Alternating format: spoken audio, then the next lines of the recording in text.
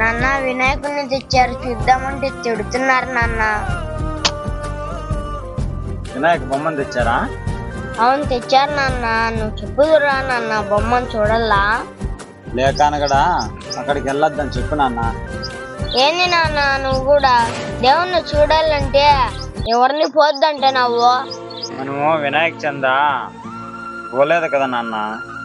నువ్వు కూడా ఏంది నాన్న డబ్బు లేకుంటే దేవుణ్ణి చూడకూడదేమే? చందా ఇచ్చే రోజు డబ్బులు తక్కువ ఉన్నాయంటే డబ్బులు తీసుకోకుండా మీరు దేవుడి దగ్గరికి రావద్దండి అని చెప్పేసి పోయినారు శేఖర.